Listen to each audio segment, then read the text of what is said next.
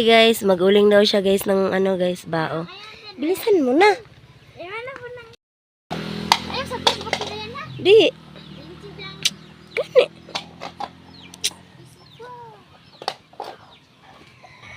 Eleven years old pa lang to guys, pero marunong na siya gumawa ng paraan para magkaroon ng pera.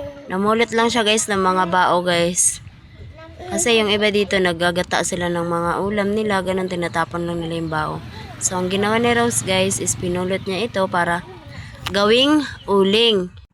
Kasi mahal yung kilo ng bao dito sa amin guys, 30 pesos per kilo. Saan ka pa yan? Makailang kilo ka. O kahit pa paano may pamilya guys na kainin. Na guys, nakakuha nga siya guys ng isang sakong bao guys. Inayos niya muna yung mga bao guys, sa kanya sinilaban guys. Tapos kailangan din pala yung bantayan. Merong dalawang uri ng pag-uling guys. Yung iba binabaon nila sa lupa. Kasi yan hindi na. Pero kailangan bantayan guys kasi aanahan mo siya ng tubig. Para hindi magiging abo guys yung bao. So ayan guys. Habang nag-uuling nga siya guys, yung isa naman yung kapatid ng asawa ko guys ay nagsaing. Papakita niya dito guys paano ang paggawa ng uling. Ayan. Inanuhan niya ng tubig yan, tas ayan na. Naging uling na yung iba. Tapos ibibilad pa yan sa araw. Tas kinabukasan nga guys, ito nga guys, nag-ready na nga ako guys ng pangkain sa baboy guys.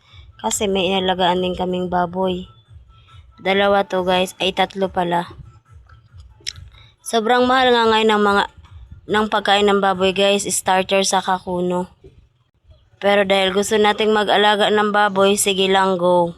Hanggat may pangbili, bibili tayo, pero kung wala na, ay wala na talaga tayong magawa. Mag-ano na lang tayo, magbani. Kaso hindi na kasi uso ngayon guys yung sanggot. Yung pang ano sa bani. Tas lagyan mo lang yan ng nyog. Pwede na, pangkain na ng baboy. Ganun yung ginagawa namin dati guys ha. Sa ano namin, sa lugar namin. Sa may 5.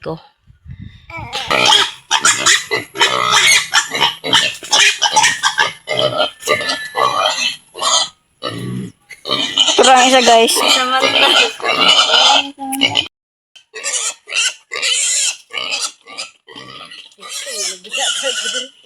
Laban nga lang yung gana.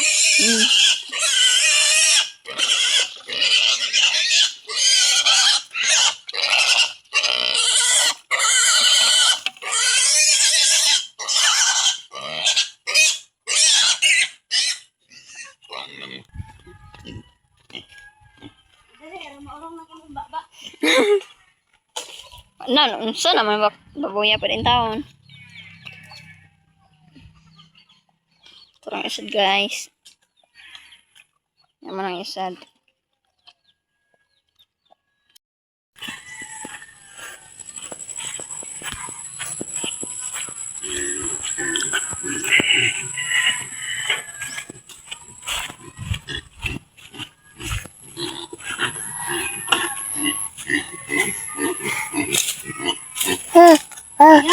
Naubos oh.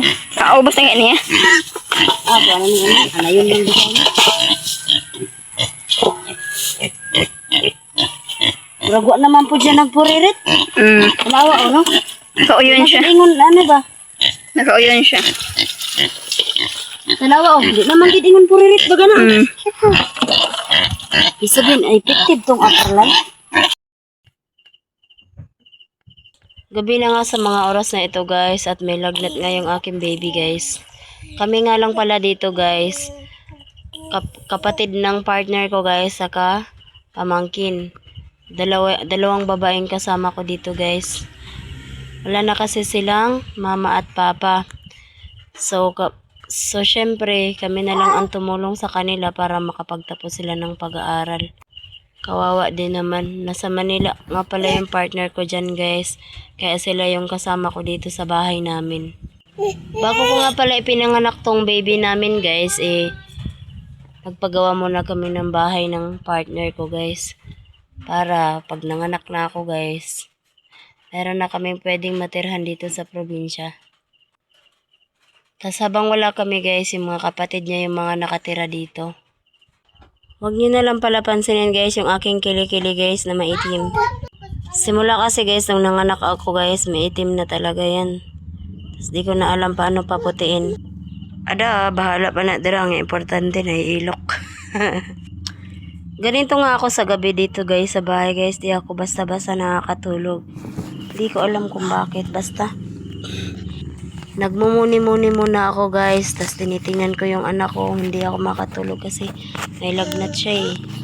Kaya mahirap talaga guys pag magkalayo kayo ng partner mo kasi di mo alam saan ka hihingi ng tulong pag may mga gantong senaryo. Parang di mo alam kung nakakakalungkot, tapos kinakabahan ka kasi may sakit yung anak mo, tapos ikaw lang. Tas buti na lang guys, may dalawa rin akong kasama guys, yung pamangkin sa kakapatid niya. Kahit papano meron ding makatulong sa akin.